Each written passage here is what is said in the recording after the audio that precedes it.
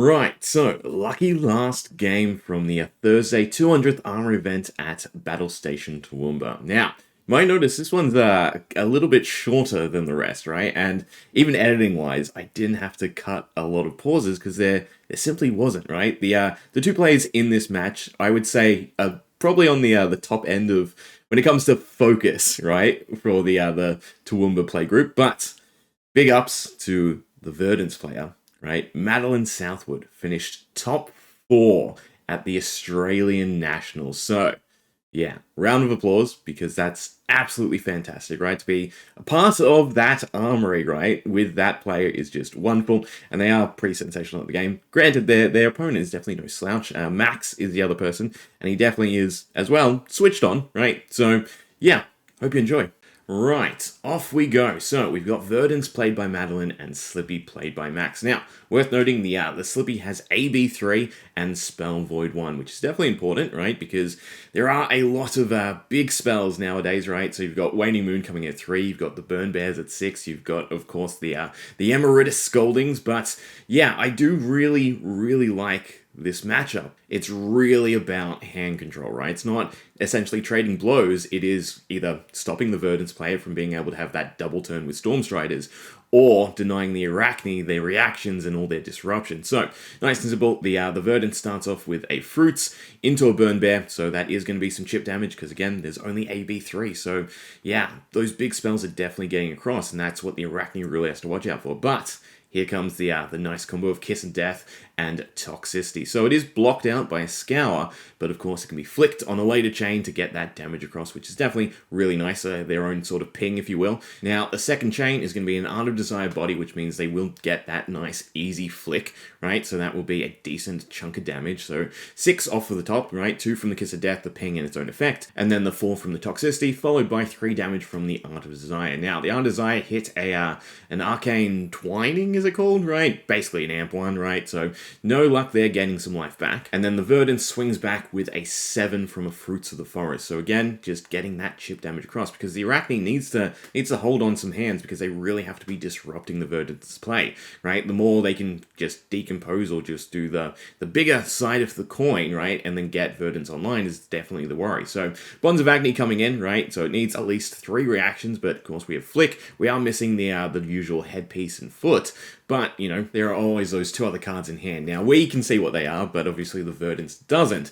And again, that disruption is pretty powerful, so they have to block to be sure, right? So save a Bloodshed to get a nice 4 buff to a dagger, then the Hunter's Clave. Now they can flick their other dagger to mark, so they can get the draw effect as well, but Verdance is going to play the defensive and block it out with a 6, right? So at this point, I'd say job well done, right, for the Slippy. They get the Arsenal card if they want, or that little bit of extra damage, which they're going to go for, so a nice infect, which is definitely something to keep in mind, because, you know, generally speaking, you've got your daggers on board, and then you have Slippy's go again effect. So generally speaking, potentially the Arsenal might have been a little bit better, right? Especially since you have exhausted the Verdance's hand. But it will be blocked out by a Rootbound, right? Which again does get the Decompose, so that's 3 out of the 8. Verdance will just draw up and pass back, right? They have no cards, no card arsenal, nothing to pitch or anything like that. So now it's the Arachne's turn to try and capitalize on this advantage. So they're going to come in swinging with another Bonds of Agony. So 3 cards in hand, and again that Flick Knife. So again, the looming threat of 3 reactions is definitely online,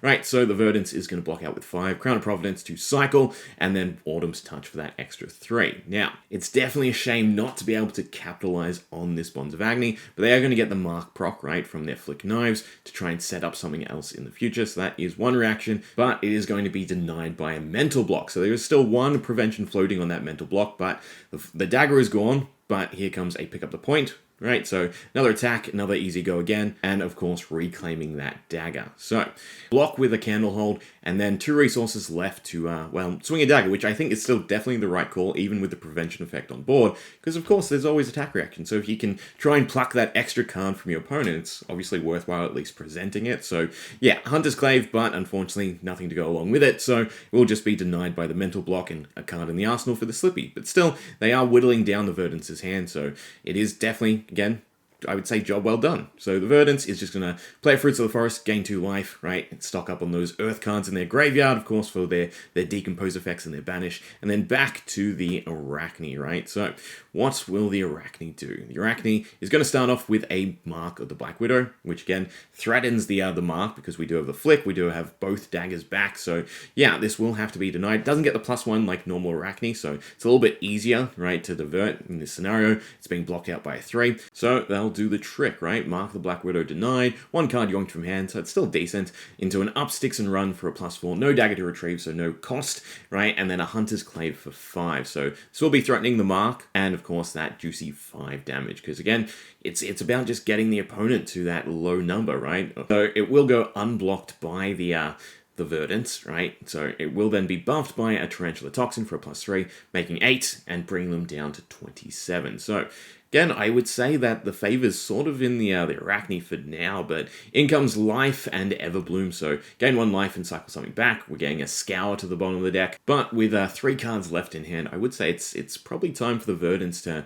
maybe go on the offensive, right, and start dishing the damage back. Now, the threshold that they have to get to is a lot less, right, because again, yeah, there's that looming threat of that 2-turn play where, again, they play out their hand, you've pitch to Arcane Barrier most likely, your hand's empty or down to a few cards, and then they just Stormstrider, right? So in comes a Waning Moon for 2, right? And they also set up a Ring of Roses, which means that they will be able to start stabilizing. So the first time they deal Arcane damage, they'll be able to recoup a life. So yeah, Arcane Barrier is definitely fully in play, which means it's just that extra threat of picking apart your opponent's hand. They will have to give cards unless the Verdance is, allowed to basically stabilize. And with Waning Moon itself, trading 2 for 1 life is definitely really good. But Slippy Stern, Infect starts off, right, threatening Blood Rot, blocked out by a Command and Conquer, and then followed by a Art of Desire Body. So I do think probably hitting a red card in this Verdance deck is a little bit on the medium side, if you will, but yeah,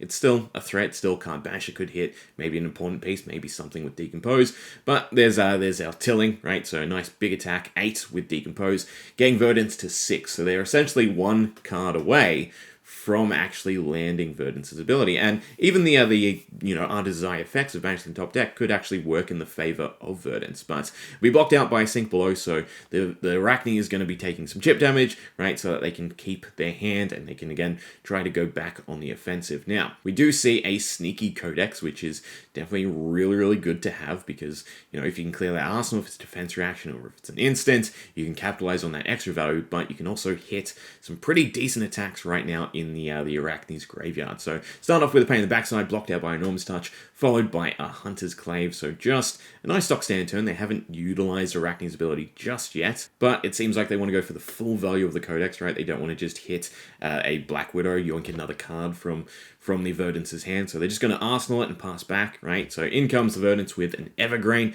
Nice 7, an Earth card to hit the graveyard, so you don't really want to play it from the arsenal, and otherwise just a nice amount of, again, that chip damage, trying to get the Arachne to a point where you can just stall and set up for that double play. It will be blocked out by 2 Command and Conquers, so the Arachne only takes 1, and then onto their turn, they're going to play an Up Sticks and Run for the +4. Again, no dagger gone just yet. Into a Kiss of Death for 7. So that is actually threatening 8, because Kiss of Death has its on-hit extra damage, and there is still that Codex in Arsenal, so depending on how the Verdance blocks, it could be its time to shine, right? The Mark still lands, it's fully blocked out, so it's not clearing the Mark, the Arsenal is free, so Codex would get the discard value, and then you'd be pressuring at least 1 more card from their hand, but I guess you really want it 2 cards in hand, no card in Arsenal, and that way, no matter what attack they pick, it's fully denied. The Verdance is going to swing back with a Fruits of the Forest, so in comes 7, and the Arachne is just going to take it, so they must really enjoy their hand.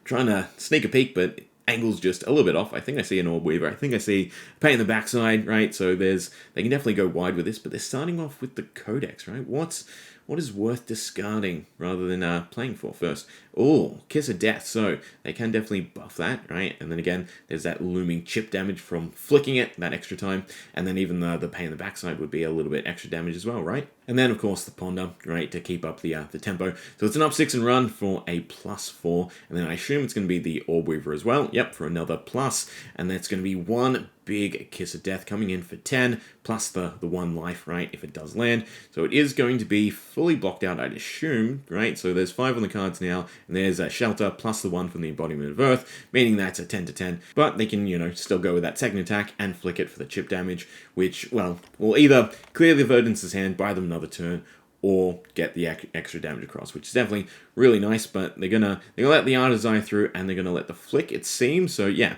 they're definitely chipping away at the Verdance. They're down to 22, right? They're sort of staying neck and neck, but again, the gap is definitely a little bit wider because the Verdance definitely has that higher threshold where it becomes real pressuring, where everything they do, is going to suck up the cards from the Arachne's player. They Ponder, Arsenal, draw back to 4. The Verdance is sending in a Felling. So that is definitely punishing enough, right? So Felling means that Verdance comes online, playing the Ring of Roses loop, plus they get the card from the Arachne's hand. And the 8 damage, it seems, it's going unblocked by the Arachne because they really need to stay on top of tempo now. They're definitely at that threshold where they have to be very, very weary by the Verdance's just potential double turn, essentially, right? The whole wizard shtick. So they're going to come in with an effect to start off, blocked out by Command and Conquer. They're going to try and flick, but it's denied once again with a mental block, getting a Ponder for the Verdance. So I think at this point they could probably just, stall out the turn, block, and then take the Arsenal from the Ponder, and then again just aim for that double turn coming up. They've got a decent chunk of health to spare, but the Arachne's not done. They're going to come in with an Orb Weaver Spinneret, equip a Graphene, and swing for 4. But the Verdance does still have 1 prevention from the mental block, so they're going to let it through. They're going to take 3, right? 4 minus the 1, and then the Arachne's going to pass over to the Verdance, and it's another punish. It's a Plow Under, so that Arsenal card's going to go, and 6 is definitely too much for the Arachne to let through. So what are they going to block with? They're going to block with a Leave No Witness, right, looks like, and then go down to 10. Now, damage-wise, on the Verdance side of things, right, it's probably going to be a 6, trigger Ring of Roses, trigger Verdance, that's 7, and then Waning Moon for 10, right? That's the Storm Strider's play in mind, and the Arachne can potentially prevent it, but they'd also need a decent chunk of blues. So on the Arachne side of things, they're coming in with the Bonds of Agony, and it's being fully blocked out by the Verdance. They're triggering their Bark Skin again, right, getting the +1s to those action cards. Now, it's a little unfortunate because there's just no Just a Nick in sight, right? So the Bonds of Agony can't go over the top and punish with that Razor's Edge. So next up is a Persuasive Prognosis, blocked out by Stonewall Gauntlet, and then Razor's Edge played on top of that. So Stonewall Gauntlet doesn't trigger its effect, and the Persuasive does go for 3, but mental block again, right? So it will deal 1 damage, which is a little bit, but again, the Verdance gets that Ponder, which I think is pretty nice, right? Just a free Arsenal card, essentially. So, yeah, they'll Arsenal, and they'll pass it back to the Arachne. And I'd say the Arachne is on a lifeline, right? They really just have to continue to yoink cards. But I don't think there's any conceivable way for them to actually hit 18 or hit the entirety of the cards in hand, unfortunately. So starting off with an Amped Kiss of Death, which they're going to pump even further with the Razor's Edge. So, I mean, that's 11 on board, plus the flick, right? So 12, but it's definitely a rough sign that the Verdance is letting it through. Now, I did also just see the Just a Nick, 1 turn too late, unfortunately, and a Shred as well. That would have been such a good Bonds turn. But they're going to come in with the Graphene, but I think it's a little too late, right? So even if they block out whatever the Verdance has up their sleeve, then again, they're open to that Storm Striders, and that's the big looming threat. So, Verdance's side of the coin, they're starting off with a Line Strike. They're going for go again, so this will be at least 2 big attacks, and that's definitely a rough sign. So, Razor's Edge to block 3, taking 2, and then a Felling. So, that's going to, again, just yoink a card from hand, which is definitely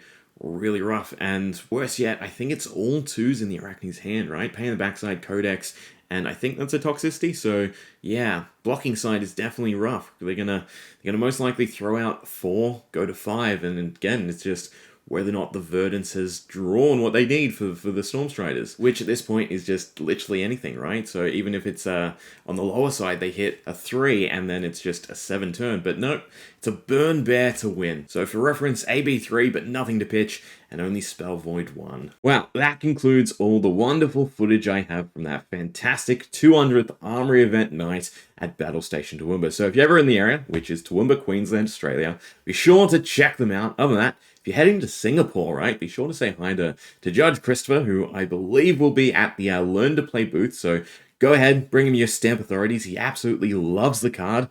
Other than that, hope you enjoyed. See ya.